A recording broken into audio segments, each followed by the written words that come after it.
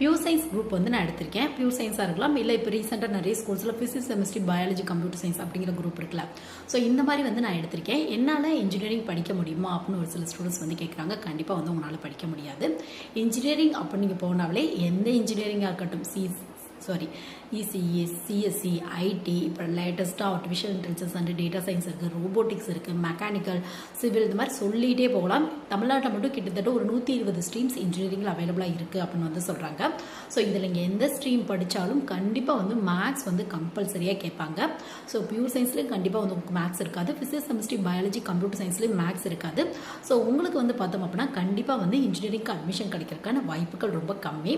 அப்படியே கிடைச்சாலும் ரேராக ரொம்ப பிலோ ஆவரேஜில் இருக்கும்ல, அந்த மாதிரியான காலேஜில் எந்த குரூப் எடுத்தவங்கள வேணாலும் படிக்கலாம் அப்படிங்கிற ஆப்ஷன் வந்து கொடுப்பாங்க. ஸோ அந்த மாதிரியான டைமில் வந்து மோஸ்ட்லி வந்து கிடைக்கிறதுக்கான வாய்ப்புகள் இருக்குது. பட் வந்து ஒரு நார்மலாக ஸ்டாண்டர்டான ஒரு இன்ஜினியரிங் காலேஜில் வந்து நீங்கள் ஜாயின் பண்ணணும் அப்படின்னா கண்டிப்பாக மேக்ஸ் ரிலவெண்ட்டான குரூப் எடுத்தவங்க மட்டும்தான் வந்து படிக்க முடியும்.